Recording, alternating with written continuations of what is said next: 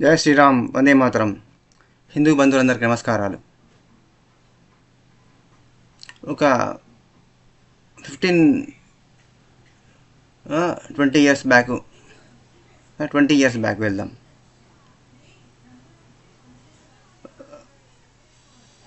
మన్మోహన్ సింగ్ ప్రధానమంత్రి అవడం కంటే ముందే సోనియా గాంధీని ప్రధానమంత్రిని చేద్దాం అనుకున్నారనమాట.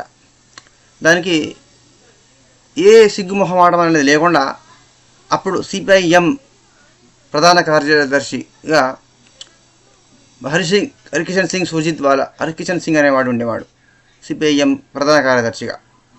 తర్వాత ఈ తుకుడే గ్యాంగ్స్ అంటే చిల్లర పార్టీలు, కర్ణాటక దేవగౌడ పార్టీ, ఇట్లా అని మన ఇంకా ఎస్పీ, బిఎస్పీ, ఇట్లా రకరకాల పార్టీలు, నేషనల్ కాన్ఫరెన్స్ కాశ్మీర్ లోపల, డిఎంకే తమిళనాడు లోపల, జేడిఎస్ లాలూ ప్రసాద్ ఆర్జేడీ బీహార్లో, ఇలా అనేక పార్టీలు, బెంగాల్, కేరళ సిపిఎం ఉండడము, ఇవన్నీ కూడా కలిసి ఆమెను ప్రధానమంత్రిగా చేయడానికి అంగీకరించినాయి.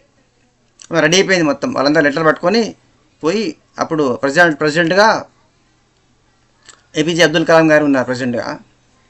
ఇక ఆమెకు లెటర్ పంపిండ్రు, రేపు మీరు వచ్చేసి రండి, మీకు లెటర్ ఇచ్చేస్తా, పర్మిషన్ లెటర్ ఇచ్చేస్తా మీకు, తర్వాత మీరు గవర్నమెంట్ ఫామ్ చేద్దరు కానీ అని మెసేజ్ కూడా పెట్టేసిండు ఎవరు, ఏపీజే అబ్దుల్ కలాం గారు. అప్పుడు సుబ్రహ్మణ్య స్వామి పోయి ప్రెసిడెంట్కు కలిసి ఆమె ఇవ్వడానికి వీల్లేదు, మేము కోర్టుకు పోతామని చెప్పిండు. ఆమెకు డ్యూయల్ సిటిజన్షిప్ ఉన్నది, ఆమె చట్టరీత్యా ఆమె అర్హురాలు కాదు, రాజ్యాంగ విరుద్ధం అని చెప్పిండు, అబ్జెక్షన్ చెప్పిండు. ఆయన మొత్తం లీగల్ ఇంప్లికేషన్స్ ఏముంటాయి, ఆ లూప్ హోల్స్ అని కూడా చెప్పిండు. వెంటనే అబ్దుల్ కలాం ఈ లీగల్ మ్యాటర్స్ ఉన్నాయి, ప్రాబ్లమ్స్ ఉన్నాయని చెప్పగానే ఆమె డ్రాప్ అయిపోయి అప్పుడు హరికిషన్ సింగ్ మన్మోహన్ సింగ్ అనేటువంటి పప్పెట్ను ప్రధానమంత్రి చేసింది. అంతకంటే ముందే మన బీజేపీ లోపల మురళీ మనోహర్ జోషి, మంచి ఫైర్ ఉన్నటువంటి వాళ్ళు అనమాట. ప్రొఫెసర్ మురళీ మనోహర్ జోషి గారు మన తెలుగు బీజేపీ లయన్ లాగా అన్నట్టు, వెంకయ్య నాయుడు గారు, ఇటువంటి అనేక మంది టైగర్స్, మంచి దేశవ్యాప్తంగా ఎంతోమంది దేశభక్తులు, హిందూ యాక్టివిస్టులు అందరూ కూడా ఏమన్నారంటే India shall be build by Indians అన్నారు. ఏమన్నారు? India shall be build by Indians. భారతదేశము భారత ప్రజల చేత నిర్మించుకుంటాము. We don't need a foreigner. If at all Sonia even thinks to become prime minister of this country, we will go for quit India second. అప్పుడు British తొలియడానికి, వాడిని పరిగెత్తించడానికి, మనం ఎల్లగొట్టడానికి క్విట్ ఇండియా ఉద్యమం చేసినాం, స్వతంత్ర పోరాటం చేసినారు. ఇప్పుడు ఈమె కనుక ప్రధానమంత్రి అయితే ట్రై చేస్తే క్విట్ ఇండియా మూవ్మెంట్ స్టార్ట్ చేస్తామని చెప్పిండ్రు, వార్నింగ్ ఇచ్చింది అనమాట బీజేపీ. ఆ దేశభక్తి, ఆ ఫైర్, ఆ స్పిరిట్ అనేది ఆ రోజు ఉంది. That is the reason why she just got frightened and left she just decided not to take up the PM post. Quit India ఉద్యమం వస్తుంది, మేము ఈమె విదేశీ పరిపాలన మాకు వద్దు, స్వతంత్రం ఇంత త్యాగం చేసిన సాధించిన స్వతంత్రము మళ్ళీ ఒక విదేశీ చేతిలో పోతే స్వతంత్రం కోల్పోయినట్టే. ఈ మహాత్మాభిమానాన్ని దెబ్బ. 100 కోట్ల మంది భారతీయుల లోపల ఒక్కడు ఈ దేశ పౌరుడు లేడా పిఎం పోస్టుకు అర్హుడైన వాడు అని మాట్లాడారు. ఆ ఫైర్, ఆ స్పిరిట్ అనేది, ఆ ఫైర్ అనేది ఎప్పుడు ఉండాలి. ఇప్పుడు India shall B built by Indians అని ఆ రోజు స్లోగన్ ఇవ్వడం జరిగింది. భారతదేశాన్ని పునర్నిర్మాణము భారతీయులే చేసుకుంటారు, భారతీయులకు ఏ విదేశీ సహాయము అవసరము లేదు, ఏ గుట్టంగాని సహాయము అవసరం లేదు అని ఆ రోజు ఆత్మాభిమానంతో, స్వాభిమానంతో భారతీయులు, ఇంతమంది రాజకీయ నాయకులు, ముఖ్యంగా బీజేపీ లీడర్సు అన్నారనమాట. జాతీయవాదులు ఎంతమంది అన్నారు, నేషనలిస్టులు అందరూ మేము మాట అన్నారు. ఆ ఫైర్ మనకి ఇప్పుడు ఉండాలి, అది ఎప్పుడు ఉండాలన్నమాట. అది that is the driving force, అదే చొదక శక్తి అనమాట. That should work as an engine. అది ఒక ఇంజన్ లాగా పనిచేయాలి మనకు.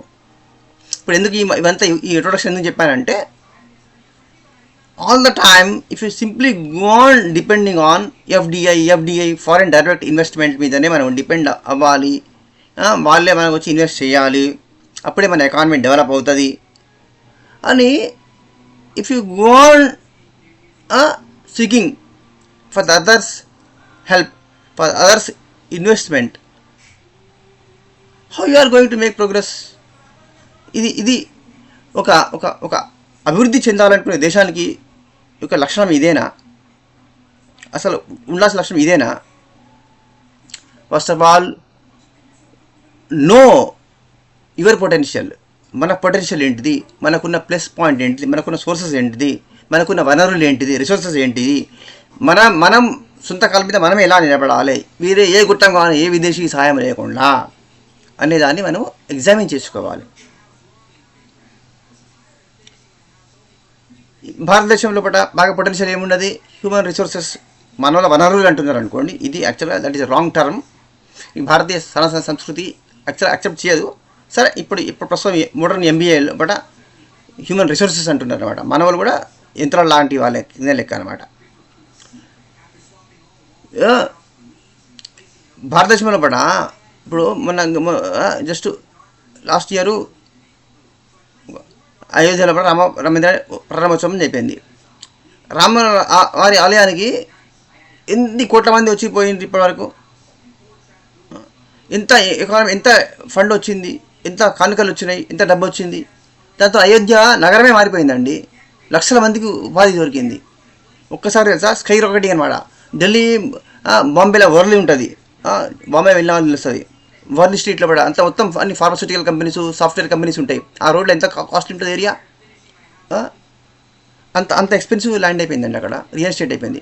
ఇల్లు ఉన్న వాళ్ళందరూ కోటీశ్వర్లు అయిపోయారు అనమాట. చిన్న ఇల్లు ఉన్నోడు కోటీశ్వరుడికి అయిపోయినాడు. మురిసిపోతున్నారు అయోధ్య ప్రజలందరూ. అఫ్కోర్స్ ఓట్లు వేయలేదు అనుకోండి బీజేపీకి, ఎస్పీ పార్టీ అని గెలిపించారు. సరే, అది వాళ్ళ గ్రేట్నెస్. అంత లాభం చేసినాక కూడా తుడే గ్యాంగ్ ఓటు వేసిండ్రు. సరే, అది వాళ్ళ స్పెషాలిటీ. అయితే ఈ భారతదేశం మొత్తంలో కూడా మన భారతదేశంలో కాశ్మీర్ నుంచి కన్యాకుమారి, ఈస్ట్ నుంచి వెస్ట్, పశ్చిమాన ద్వారక ఉన్నది, ఈస్ట్లో తూర్పులో పూరి జగన్నాథ్ ఉన్నది, ఒడిశా. అక్కడ వరకు ఎన్ని క్షేత్రాలు ఉన్నాయి, ఎన్ని మహానగరాలు ఉన్నాయి, ఎన్ని సాంస్కృతిక సంపద, ఎంత శిల్ప సంపద ఉన్నది, ఎన్ని సముద్రాలు ఉన్నాయి, ఎన్ని బీచ్లు ఉన్నాయి, ఎన్ని అడవులు ఉన్నాయి, ఎన్ని జలపాతాలు ఉన్నాయి. ఇవన్నీ టూరిస్ట్ పొటెన్షియల్ కాదా? పొటెన్షియల్ ఏరియాస్ కాదా? ఇవన్నీ ఎకనామిక్ మోడల్స్ కాదా? ఇవన్నీ ఎకనామిక్గా మనం ఎకనామిక్ డెవలప్మెంట్ కోసం ఇవన్నీ దోహదం చేయవా? వీటిని కరెక్ట్గా యూజ్ చేసుకునేది ఉంటే ఎఫ్డిఐ అవసరమా మనకు? మన ఇంతకుముందు దరిద్ర గవర్నమెంట్స్ ఉంటాయి కదా, అప్పుడు మన దేశంలో వాళ్ళందరూ కూడా, మన బిజినెస్ మెన్ అంతా కూడా ఇక్కడ ఒక బిజినెస్ ఇక్కడే ఉంచి వాళ్ళ వచ్చిన ప్రాఫిట్స్, ప్రతి సంవత్సరం వచ్చిన ప్రాఫిట్స్ అన్నీ కూడా వాళ్ళు ఫారెన్ ఇన్వెస్ట్మెంట్ తీసుకున్నారు. హైదరాబాద్ కంపెనీస్ ఉండి, ఫార్మా కంపెనీస్ ఉండి, వాళ్ళకు అమెరికాలో ఉన్నాయి, వాళ్ళకి ఫార్మాస్యూటికల్ కంపెనీస్ ఉన్నాయి. నేను ఫార్మా ఇండస్ట్రీలో ఇద్దరు పనిచేసినా కాబట్టి నాకు తెలుసు. యూఎస్లో కూడా మన ఇండియన్ ఫార్మా కంపెనీస్ నడుస్తాయి. గోడ్రేజ్కి ఫారెన్లో లేవా ఇన్వెస్ట్మెంట్స్? లేవా? బోల్డెన్ కంపెనీస్కి ఉన్నాయి.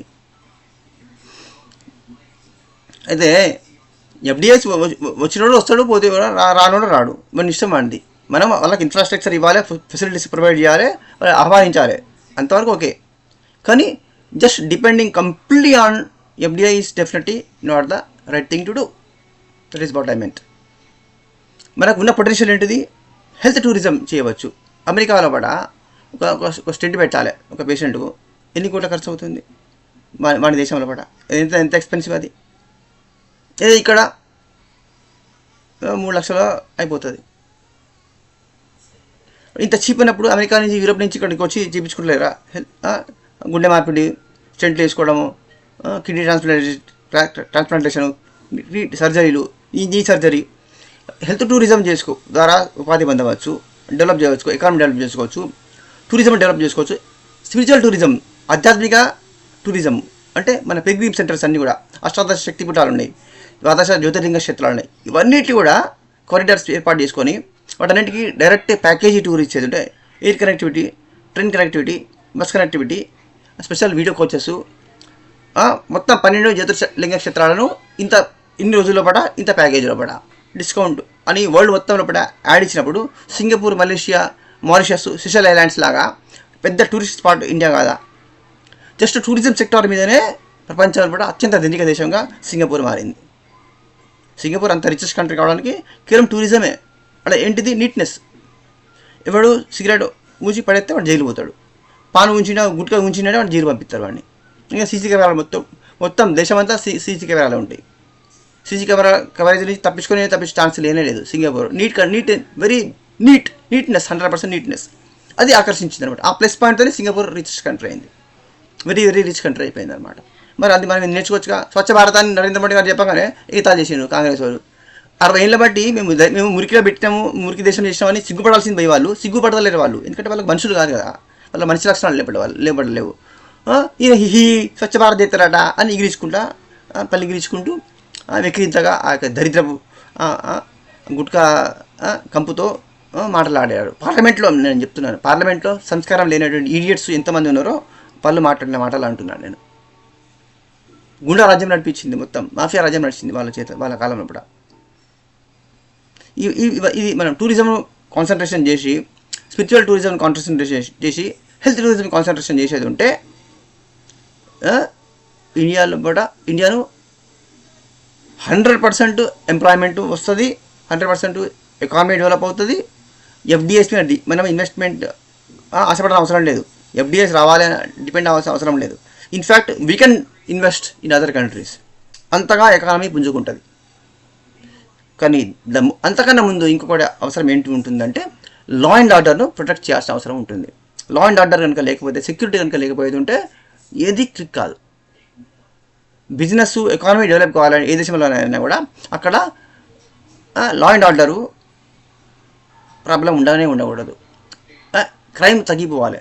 క్రైమ్ జనం భయపడేలాగా ఉండకూడదు పరిస్థితులు. అంటే ఏంటిది, కృత్రిమ ఆందోళన అనమాట, షాయిన్ బాగ్ ఆందోళనలు అటువంటివి జరగకూడదు. స్ట్రైకులు గీకులు చేసే వాళ్ళను ఇమీడియట్గా తొక్క తీసి జైల్లో పడేయాలి ఇమీడియట్గా. ఎట్టి పరిస్థితుల్లో వాళ్ళని యాక్సెప్ట్ చేయకూడదు అనమాట. అంతగా స్ట్రిక్ట్గా గవర్నమెంట్ లా ఎన్ఫోర్స్మెంట్ ఏజెన్సీస్ పనిచేయాలి. అప్పుడు ఈ ఆర్టిఫిషియల్ కృత్రిమ రైతు ఆందోళనలు, షాయిన్ బాగ్ ఆందోళనలు, విదేశీ ఆందోళనలు, స్పాన్సర్డ్ స్ట్రైకులు మొత్తం ఖతం చేయాలి, జీరో చేయాలన్నమాట. లా అండ్ ఆర్డర్ అనేది పర్ఫెక్ట్గా చేయాలి. అంతేకాకుండా అవుట్సోర్సింగ్ కూడా చేయాలండి. అవుట్సోర్సింగ్ జాబ్స్ కూడా తప్పేం కాదు. అన్నీ ఫుల్ టైం జాబ్స్ ఇవ్వాలి గవర్నమెంట్, ఇవ్వాలి. ప్రైవేట్ సెక్టార్లో పోగానే ఫుల్ టైం జాబ్ కావాలి, నాకు ₹1,00,000 జీతం రావాలంటే అది కాని పని, ప్రాక్టికల్గా పాసిబుల్ కాదు. అసలు జాబ్ లేని దానికంటే నీకు నెలకు 20,000 ఇచ్చి జాబ్ ఇస్తే నయమే కదా. పార్ట్ టైం జాబులైనా అమెరికాలో, యూరోప్లో పార్ట్ టైం జాబులు ఉన్నాయా? 2 గంటలు 3 గంటలు 4 గంటలు పనిచేసేవాడు ఉంటాడు. గంట వాడు పాకెట్ మనీ కోసం చదువుకునే పిల్లగాడు స్టూడెంట్ 2 గంటలు పనిచేసి పోతాడు. ఒక సూపర్ మార్కెట్లో 2 గంటలు సేల్స్ మ్యాన్గా పనిచేసి 2 గంటలు పనిచేసి $5 తీసుకుని పోతాడు. వాడు $5 సరిపోతుంది, వాడి పాకెట్ మనీ సరిపోతుంది మనకి $5.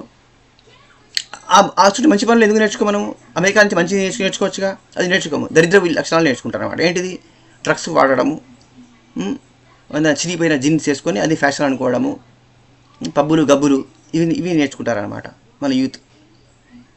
మంచిగా నేర్చుకోరు. సో ఏదైతే పొటెన్షియలో, ఏది రిసోర్సెస్ ఉన్నాయో దాన్ని కరెక్ట్ 100% యూటిలైజ్ చేసుకుంటే definitely we can take a great step forward.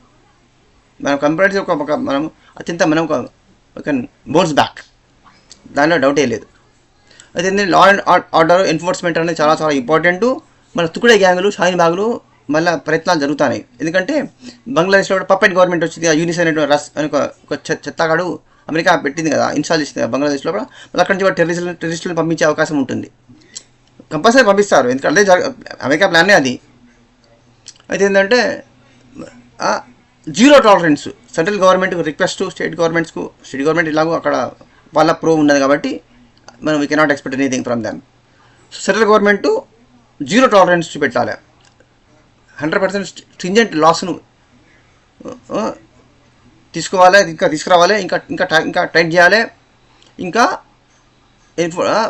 మొత్తం అన్ని రకాల ఆర్మీ ఫోర్సెస్ను, పోలీస్ ఫోర్స్ను బాగా ఉపయోగించి మొత్తం ఫారెన్ నుంచి టెర్రరిస్టులు ఎవరు ఎంటర్ కాకుండా ఇక్కడ కనబడితే వాళ్ళని ఇమీడియట్గా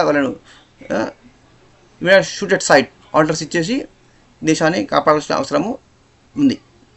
అప్పుడే ఈ దేశానికి ఫ్యూచర్ అనేది ఉంటుంది.